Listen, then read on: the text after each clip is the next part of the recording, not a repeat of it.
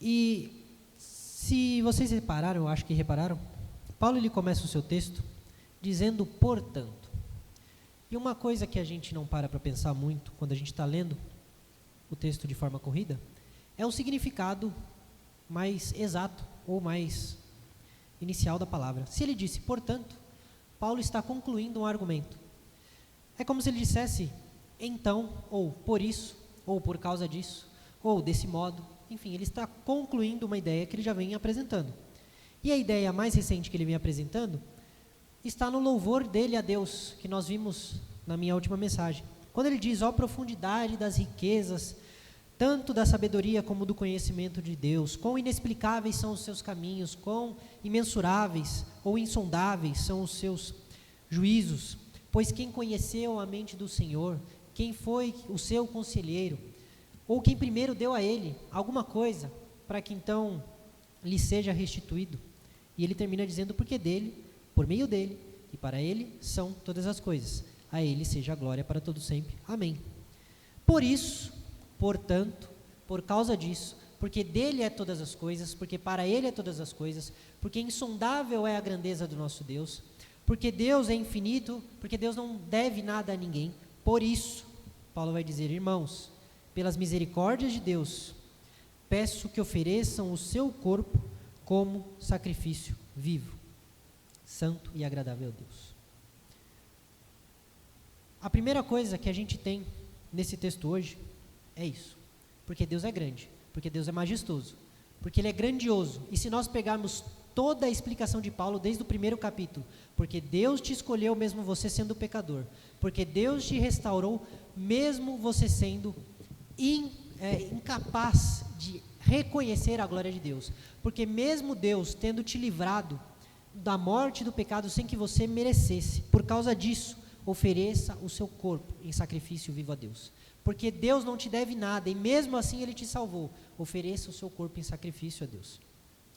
Mas não somente isso, também é preciso entender que nós precisamos mudar de vida, e aí entra uma aplicação um pouco mais prática, não para receber aplausos.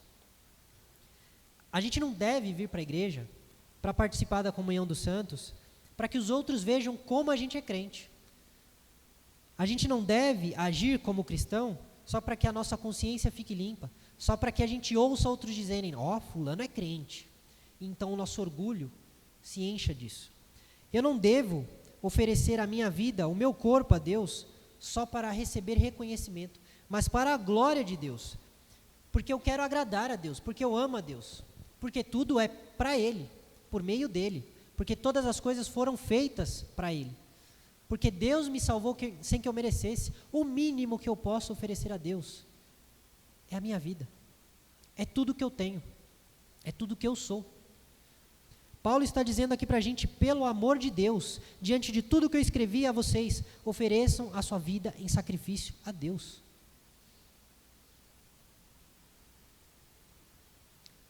João Calvino, muito famoso, reformador, ele disse que o coração que não se deixa incendiar por essas palavras e não arde por amor a Deus, ou de amor a Deus, que teve a bondade infinita de salvá-lo, esse coração só pode ser de aço, porque certamente não é de carne.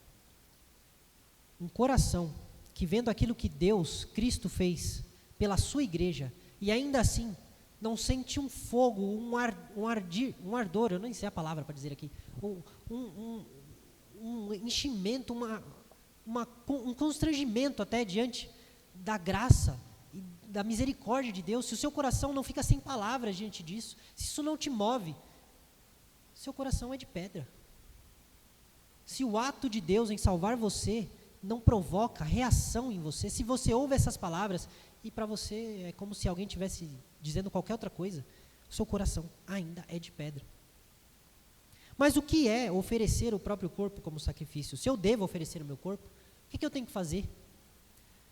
No Evangelho de Jesus, segundo Lucas, Jesus vai dizer aos que o ouviam, no capítulo 9, versículo 23, se alguém quer vir após mim, negue-se a si mesmo, dia a dia tome a sua cruz e siga-me.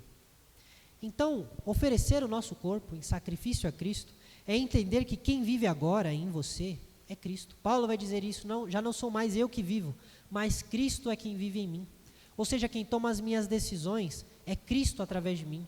Quem vai aonde eu tenho que ir é Cristo que vai através de mim. Quem fala o que eu vou falar é Cristo falando através de mim. Inclusive tem uma oração muito bonita, que ela repete esses versos. Cristo acima de mim, Cristo abaixo de mim, à minha direita, à minha esquerda, à minha frente, atrás de mim. Cristo no meu levantar, Cristo no meu deitar, Cristo no meu andar, Cristo no meu parar. Cristo quando acordo, Cristo quando eu me deito. Que quando eu fale, que seja Cristo. Que quando as pessoas falem de mim, que elas falem sobre Cristo. Quando as pessoas me verem, elas vejam a Cristo. A nossa vida inteira agora é para Cristo. Então, ao perceber que devemos ser sacrifício vivo, não devemos nos matar como faziam os sacrifícios anteriormente, devemos agora em vida viver como sacrifícios, nós precisamos então analisar as nossas escolhas, as nossas decisões, sempre à luz do fato de que o Espírito Santo habita em nós. Se de fato, é claro, o Espírito Santo habita em nós. Como pode o Espírito Santo ter parte, como por exemplo, com bebedeiras, com baladas, conversas imorais? Como pode um ser plenamente santo ter comunhão com a prática das trevas? Quando você entende isso, e você muda o seu estilo de vida, porque você sabe que a última coisa que você quer é entristecer o seu Senhor, aí você entendeu o que é de fato viver uma vida de sacrifício, vivo diante de Deus. Aí então você vai estar oferecendo um culto a Deus. E um culto que não é só um culto domingo à noite, porque tem muita gente que vem à igreja no domingo pela noite e está em outro planeta. Tem muita gente que passa 1, 2, 3 horas por aqui, mas completamente alheio daquilo que está acontecendo.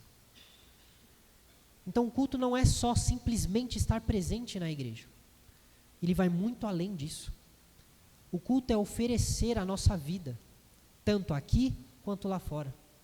Uma vida que representa, uma vida que segue os passos de Jesus, uma vida que está diariamente tomando a sua cruz e seguindo a Cristo.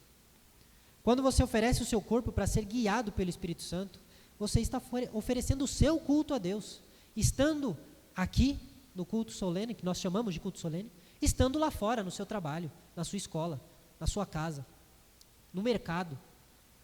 Se você vive uma vida diante de Cristo, você está oferecendo um culto a Deus todos os dias. Então, ser um sacrifício vivo é não viver conforme os padrões do mundo. E Paulo vai dizer isso logo na sequência. Não vivam conforme os padrões deste mundo. Este mundo, ele se veste de uma forma específica. É muito simples. Todo mundo aqui sabe. Ao entrar na página de alguém no Instagram e olhar o perfil daquela pessoa, todo mundo sabe dizer se aquela pessoa é crente ou não. Todo mundo. E não adianta dizer, você está sendo hipócrita, você está sendo julgador. Todo mundo, ao entrar na página do Instagram de alguém e olhar as fotos, vai poder dizer se a pessoa é crente ou não. Não estou falando se a pessoa vai ou não à igreja, estou falando se ela é crente ou não. Isso vai se refletir na forma como a pessoa se veste. Mas não só como ela se veste, na forma como ela fala. Quando você começa a ouvir uma pessoa conversando, o tipo de conversa que ela traz, o tipo de fala que ela tem, as coisas que ela se interessa por conversar, você consegue perceber se ela é do mundo. O mundo também faz coisas de determinadas formas. O sexo é um exemplo. O mundo usa do sexo de uma forma. Os cristãos fazem uso do sexo de outra forma. Mas esse é um exemplo, eu acho que até muito extremo. A gente pode ir para exemplos mais cotidianos. O mundo, ele tem uma ética na sua empresa, no seu trabalho, de determinada forma.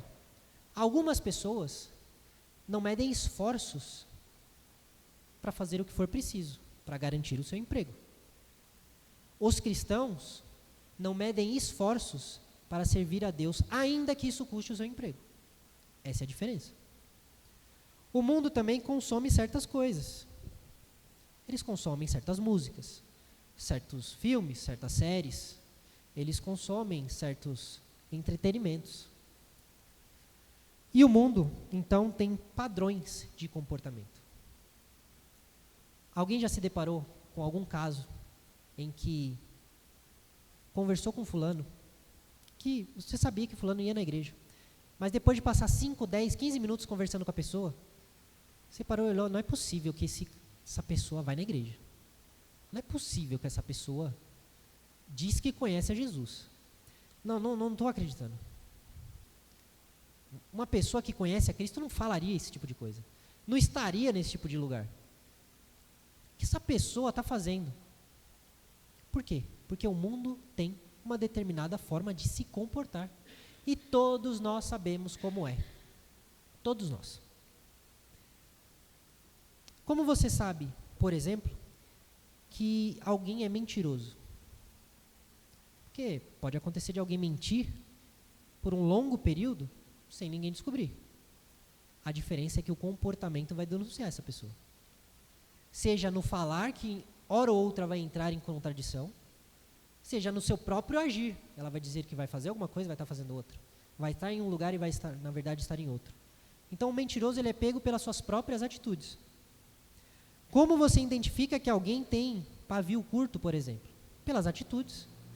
Você vai olhar, você vai ameaçar olhar estranho para a pessoa já vai espumar pela boca. Você já sabe que a pessoa é pavio curto. Você vai falar uma frase que parece que no tom ficou meio errado, a pessoa já vai te olhar querendo assim te enforcar. Você sabe que a pessoa é pavio curto. Como você identifica alguém invejoso, alguém reclamão, alguém que é fofoqueiro? Da mesma forma, pelo comportamento. Você identifica um filho deste mundo, um filho do diabo, pelo comportamento dessa pessoa. O comportamento dessa pessoa vai entregar quem é o Senhor dela, quem é o seu rei, quem é o seu Deus.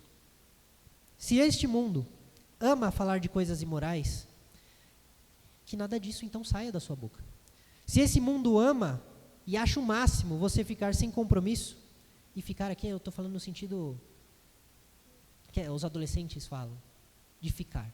Se o mundo acha isso normal, sair beijando um monte de gente, para fazer o famoso teste, vai que eu gosto, se eu não gostar, beleza, só beijei, pro próximo. Se o mundo acha isso tão normal, que você não faça isso. Se o mundo acha normal você ter relações sem compromisso, porque afinal de contas você tem que conhecer a pessoa para saber se vai dar certo com a pessoa, que você não seja assim, porque você é santo, ou deveria ser santo. Porque você está oferecendo o seu corpo como um sacrifício vivo. E Paulo, inclusive, vai dizer, com relação à sexualidade, que todo pecado cometido fora do corpo, ele é cometido. Mas quem comete pecado sexual, comete um pecado contra o próprio corpo. Se esse mundo ama mostrar o próprio corpo, e é fácil perceber que o mundo ama mostrar o próprio corpo. Se esse mundo ama sensualizar nas redes sociais, fuja disso. E hoje a gente tende a ser, eu diria até um pouco machista às vezes, achar que só as mulheres fazem isso. A gente acha que só mulher que gosta de andar de barriga de fora, que só mulher gosta de mostrar as coxas, que só mulher gosta de se aparecer na internet, mas não é não. Hoje em dia, ainda mais com um culto ao corpo, como nós estamos vendo hoje, por conta da febre do bodybuilding, da musculação, do fisiculturismo, hoje em dia os homens estão, se não iguais, piores do que as mulheres. Querem mostrar os seus bíceps, os seus peitorais, querem apertar as suas calças, ficar com a calça justinha, para que eles notem, nossa, olha só, ele treina a perna. Esse é o comportamento do mundo. Esse não é um comportamento do cristão. Nós subestimamos o poder que a influência externa tem sobre nós. Porque o problema do comportamento vem externamente, para depois se manifestar internamente. Como assim? Os comportamentos são geralmente moldados por repetição e por exposição.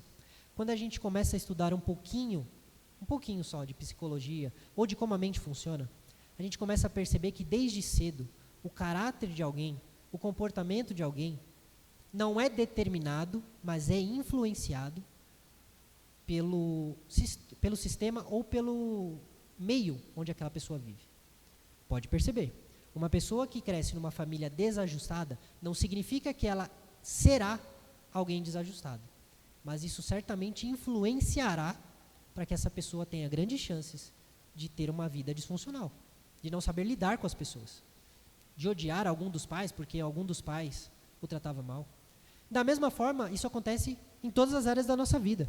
Se eu me exponho a essas situações, a esses influenciadores que trazem esse tipo de coisa, que se expõem dessa forma, se eu me exponho a amizades, a somente amizades, que se comportam dessa forma, a círculos sociais onde isso é glorificado, onde isso é exaltado, onde isso é bom, onde isso é legal, aos poucos eu vou achar isso legal. Quanto mais eu me exponho a determinada situação, mais aquilo me parece normal. Hoje a gente olha para situações como o Coliseu, por exemplo, e a gente se pergunta, como é que podia uma plateia ver leões comendo crianças, ver gladiadores decapitando outras pessoas? Isso é impensável. E os filmes que a gente assiste? Existem muitos filmes onde acontecem as mesmas coisas. Ah, mas é de mentirinha. É de mentirinha? Qualquer um aqui que tiver, ou eu acho que o nosso irmão Rodrigo vai saber dizer um pouco melhor. Quando o policial ele começa a ter muito contato com cenas de crime, tiroteios, pessoas mortas, chega um momento que aquilo não é mais surpresa, certo? Chega um momento que aquilo, ainda que tenha algum impacto, não é como da primeira vez. Vamos pegar outro exemplo. Uma pessoa que trabalha com corpos, com defuntos. Existem algumas profissões que fazem isso. No começo pode ser muito difícil. Mas depois de alguns anos, alguns meses, algumas semanas, a pessoa vai olhar para aquele corpo e vai ser só mais um corpo. Porque o meio, a exposição, a repetição te faz achar aquilo natural. Por que vocês acham que para um médico, por exemplo, para ele é tão simples abrir uma pessoa? Por que para um cirurgião é tão fácil, tão simples, ele consegue se manter frio na hora de fazer uma operação em que ele tem que, por exemplo, arrancar um membro de alguém? Porque ele está acostumado com aquilo. Ele faz aquilo sempre.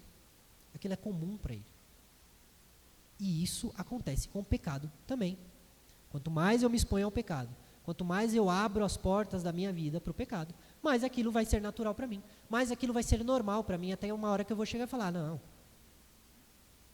sempre foi assim, que mal há nisso. Por isso, se você se expõe a essas situações, se você só se alimenta com conteúdo de pessoas assim, você vai se tornar mais um imoral, mais um cego andando em direção ao precipício, mais um perdido que ri da própria desgraça, achando que está no auge da sua vida, no auge da sua existência, e não consegue perceber que está rindo da própria desgraça. Ofereça então o seu corpo, a sua vontade, as suas ações a Deus, se exponha a Deus, se alimente de Deus, se cerque da palavra de Deus, ouça pessoas que falam de Deus, leia coisas sobre Deus. E eu não estou falando que você só pode ver filme gospel agora, só pode ouvir louvor, não é isso. Mas você pode muito bem filtrar aquilo que você assiste, aquilo que você ouve, entre o que ofende a Deus e o que não ofende a Deus. Não é difícil fazer esse filtro. A gente só precisa de um pouquinho de boa vontade, que a gente consegue. Então veja, escute, fale sobre Deus, consuma a Deus, haja como Deus agiria. Quando Jesus disse, pega a sua cruz e me siga, ele está dizendo, haja, faça aquilo que eu fiz. Dia após dia, semana após semana, mês após mês. E você ainda não entendeu que você precisa abrir mão das coisas que não agradam a Deus, se é que você quer viver para Deus. Dia passa, semana passa, mês passa. Você fala, aos poucos eu vou mudando, amanhã eu vou melhorando, daqui a pouco fica melhor. Passou o ano e você está pior do que quando você disse isso. Será que não existe medo E aqui eu estou falando medo. Será que não existe mais medo de Deus? Eu sempre lembro, não vou saber quem falou isso agora, mas uma vez alguém disse, só Deus pode me julgar. E a resposta qual que foi? E isso não te dá medo? Isso não te apavora? Só Deus pode te julgar. E é Ele que vai te julgar. Só que Ele não vai te julgar como eu te julgo. Ele vai ser duro no juízo dele, se você não se arrepender. E vai ser muito duro. Então, viver conforme os padrões deste mundo, conhecendo o Evangelho e tendo sido chamado ao arrependimento e à mudança de vida, é fazer pouco caso do Criador. E é fazer pouco caso daquele que disse que tem poder para lançar tanto o seu corpo quanto a sua alma no inferno. É fazer pouco caso daquele que pode, num estalar de dedos, te transformar em pó.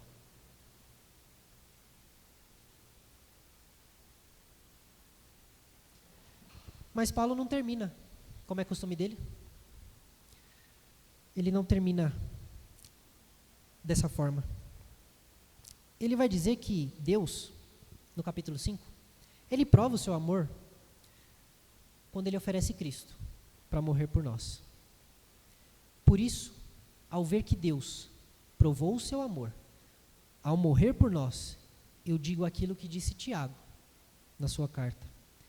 Gente infiel, vocês não sabem que a amizade com o mundo é inimizade contra Deus? Aquele que quiser ser amigo do mundo se faz inimigo de Deus. Portanto, se sujeitem a Deus, mas resistam ao diabo e ele fugirá de vocês. Cheguem perto de Deus e ele se chegará até vocês. Limpem as suas mãos, pecadores, e vocês que são indecisos, purifiquem os seus corações. Não faça isso por mera religiosidade. Perceba o que Cristo fez por você. Você que está tão indeciso, arrependa-se. Perceba o seu pecado. Achegue-se a Deus. Purifique as suas mãos e o seu coração. Volte-se a Deus. Renove a sua mente. Transforme a sua mente. Para dizer não ao mundo, para você conseguir resistir às ofertas do mundo, para você conseguir viver sem ceder ao pecado, porque não é fácil. Não estou falando aqui para porque é fácil, não é fácil, mas para você conseguir vencer e resistir, você precisa oferecer a sua própria vida como sacrifício a Deus, transformando a sua mente. A nossa razão, a nossa disposição, o nosso modo de pensar, tudo isso tem que ser transformado por Deus. Tudo o que eu penso, o que eu acho certo, o que eu não acho certo, as minhas convicções, os meus princípios precisam ser transformados por Deus. Deus quer nos fazer ver, entender a vida como ela é, não como eu acho que ela parece. Eu e as minhas irmãs, a gente costuma ter um joguinho onde 2 ou 3 pessoas reunidas, nós escolhemos um personagem, geralmente de algum desenho, personagem famoso, e a pessoa que escolheu esse personagem vai ter que descrever as características desse personagem para o outro. O outro que estiver ouvindo vai ter que desenhar esse personagem a partir das características que essa pessoa ouve. Até o final do desenho, geralmente, a pessoa que está desenhando já descobriu quem é. Mas quando ela mostra o desenho que ela estava fazendo, dificilmente, eu nunca vi, o desenho é correspondente ao personagem como ele é de fato. Mas dificilmente. Então, geralmente, quando nós vivemos a nossa vida como Deus, ou sem Deus, nós agimos como essa pessoa, que vai tentando fazer um desenho, mas um desenho segundo aquilo que a sua imaginação acha que é a vida. Alguém acaba dizendo, a vida é isso, a vida é aquilo, é por aqui, não é por ali, e a pessoa começa a traçar os desenhos da vida. Só que quando ela mostra o desenho, e a pessoa vê o desenho que ela desenhou, fala assim, não é possível que você entendeu isso. Eu jamais descrevi isso para você, eu jamais falei isso para você. Não, mas eu juro que foi isso que eu entendi. Não, mas está errado. Somente quando nós tivermos a nossa mente transformada por Deus e pararmos de tentar adivinhar como é que deve ser a vida, ou como devemos viver a vida, e passarmos a viver como Deus diz que nós devemos viver, ser como Deus diz que nós devemos ser, aí então nós vamos descobrir o que de fato é a vida, o que de fato é viver a vida. Só que, mais do que apenas ver qual é a vontade de Deus, porque o texto diz, renovem a sua mente, para que vocês possam ver ou experimentar quão boa, agradável e perfeita a vontade de Deus. Mais do que apenas ver qual é a vontade, o texto parece estar sugerindo que, alteramente renovada, nós vamos poder comprovar qual é a vontade de Deus, e então nós veremos que ela é boa, agradável e perfeita. Então, quando nós reconhecemos e percebemos a vontade de Deus, nós podemos ver como ela é infinitamente melhor do que a nossa, como ela é infinitamente mais agradável do que a nossa, como ela é infinitamente melhor do que a nossa. Quando nós desistimos de lutar contra Deus e entregarmos de fato a nossa vida, o nosso coração, a nossa mente a Deus, vai chegar um dia que a gente vai dizer assim, por que eu demorei tanto tempo? Por que eu levei tanto tempo para perceber? Se é que estava ali, na minha frente, o tempo todo. Se a minha mãe me disse, se o meu pai me disse, se os meus pastores me disseram, se a professora, o professor da escola dominical me disse, estava ali o tempo todo. E eu só agora que eu percebi. Por isso Paulo vai dizer, por favor, meus irmãos, parem de deixar para amanhã essa entrega. Renovem a mente de vocês hoje. Vivam hoje essa renovação de mente. Experimentem hoje a boa, agradável e perfeita vontade de Deus. Vejam hoje essa boa, perfeita e agradável vontade de Deus. Não deixem para o dia mal de vocês. Não deixem para quando a sua vida ficar difícil. Para quando você só vir Deus como última solução da sua vida. Talvez aí não haja mais tempo. Aproveite. Aproveite a oportunidade que Deus te dá. E veja qual é a boa, agradável e perfeita vontade de Deus. Para terminar, algumas aplicações que eu trouxe. O primeiro é que o nosso culto, ele vai além dos domingos. Isso aqui é um culto a Deus. E não é por pouco que nós o chamamos de culto solene, porque de fato o é. Mas não só é isso o culto. O culto é muito mais do que isso. Vai além do que aqui ocorre. O culto atravessa essas paredes. O culto continua quando eu vou para casa. O culto continua durante a semana. E o culto deve continuar pelo restante da minha vida.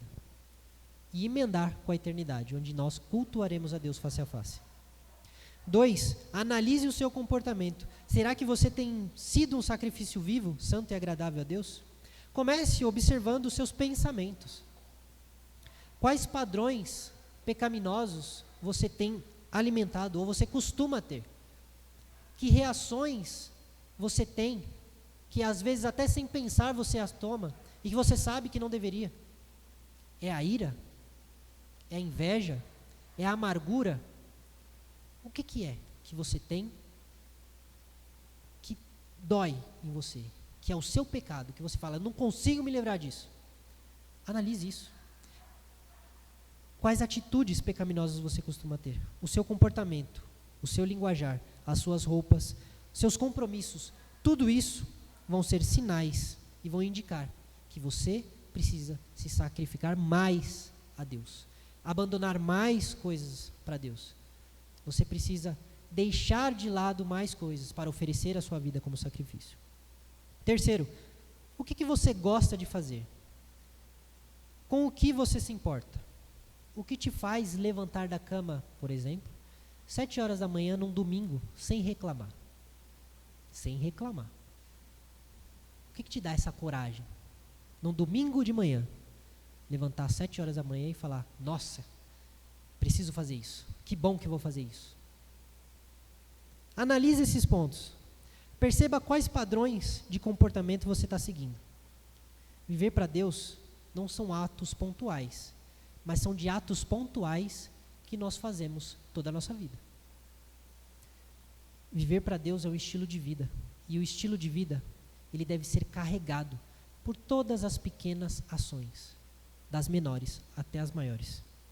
Quarto, a Bíblia é um guia para a nossa santidade. Por isso, como você espera ter uma mente renovada, um coração transformado, entender os princípios, os valores de Deus, experimentar a boa, agradável e perfeita vontade de Deus, se você nem sabe o que é isso? Como você espera viver diante dos padrões de Deus, se você não sabe quais são os padrões de Deus? Como você espera se comportar como Deus espera que você se comporte, se você não tem nem ideia do que Deus espera de você? Por isso, conheça as Escrituras. Leia as Escrituras, mas eu detesto ler, ouça as Escrituras. Não tem desculpa. Nós temos acesso à Escritura como nunca antes a humanidade teve. Quinto, peça a Deus que te ajude a resistir ao pecado e a crescer em santidade. Porque o poder que o diabo e a carne têm de nos fazer nos esquecer de Deus, ele não é pouco. Não dá para menosprezar o poder que o diabo tem de nos aprisionar, de nos influenciar, de nos enganar. A gente acha que Eva foi bobinha, né, no Éden. Bobinha. Bobinhos somos nós em achar que somos melhores do que Eva. Se nós estivéssemos lá, nós faríamos a mesma coisa. Tanto é que nós fazemos hoje. Não com um fruto, mas fazemos. Então aprenda a viver na dependência de Deus. Somente na dependência de Deus que você vai vencer os seus pecados. Eu não consigo não sentir ira. A pessoa fala um negócio para mim que eu acho que é ruim, eu já viro a cara, já paro de falar. Peça misericórdia a Deus. Ore a Deus. Uma coisa que é pouco falado, mas que eu aprendi com minha mãe, jejue. Isso tem um poder muito grande. Assim como a oração tem um poder muito grande. Assim como a leitura da palavra tem um poder muito grande. Leia as Escrituras, ore, participe da comunhão com o povo de Deus, esteja envolvido com as atividades da igreja. Não estou falando que você tem que estar todo dia, 24 horas na igreja, não ter tempo mais de vida, mas se envolva. Busque essas coisas. O único jeito de você resistir ao diabo e ele fugir de você é se quando ele olhar para você, ele não vir você, ele vir Cristo. Aí ele foge. Porque se ele vir você, ele vai falar: Jesus eu conheço, Paulo eu conheço, mas você? Vem cá que eu vou te encher de... Né? É isso que o diabo vai fazer. É isso. Porque eu não tenho poder para resistir o diabo. Você também não tem. Você precisa de Cristo. Nós precisamos de Cristo. É a única forma de resistir. Está acabando, gente. É o último. 7º ponto. Experimente a boa, agradável e perfeita vontade de Deus hoje. Experimente hoje. Peça. Ore. Implore a Deus. Busque. Como você nunca buscou nada na sua vida. Busque isso. Se entregue de corpo e alma a Deus. E você verá a vontade de Deus manifesta. Cristo disse que Ele se manifestaria a nós. Com certeza de formas muito mais grandiosas do que Ele estava se manifestando naquele momento. Cristo disse que estaria conosco. Que jamais lançaria fora aqueles que se achegassem até Ele. Por que nós estamos demorando para nos achegar a Ele? Busque a Deus. Ore a Deus. Persevere buscando a Deus. Esse é o único jeito de vencer o pecado e as ciladas do diabo.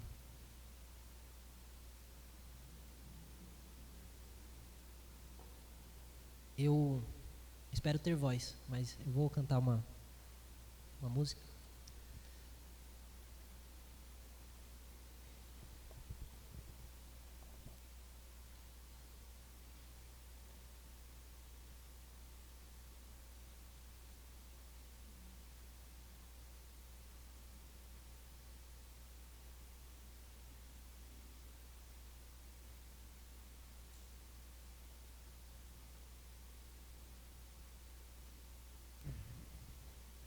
Som.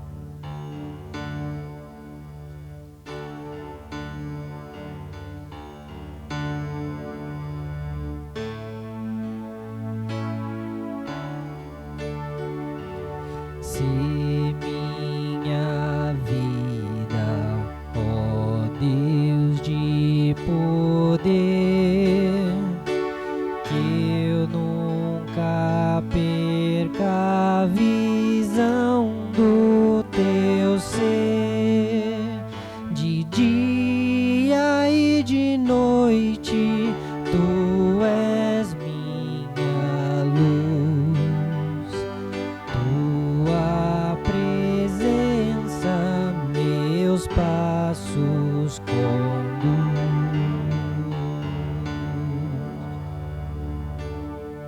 Ser minha fonte de tudo saber,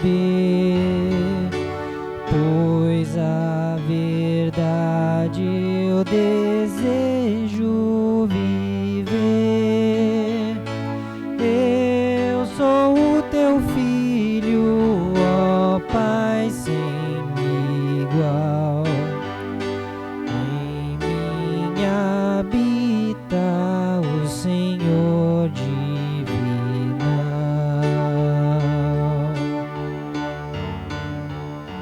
Ó soberano,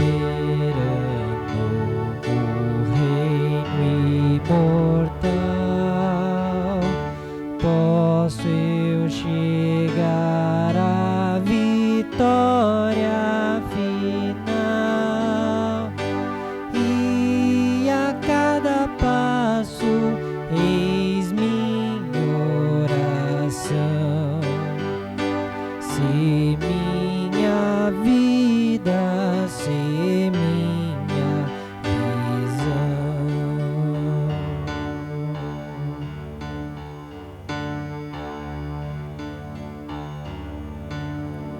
A fé é a certeza do que não posso ver, firme fundamento, descanso em seu poder, espero nas promessas que nunca falhará, a face do Cordeiro eu hei de contemplar,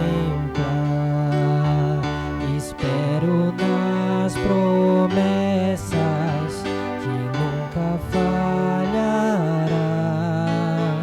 a face do Cordeiro eu hei de contemplar.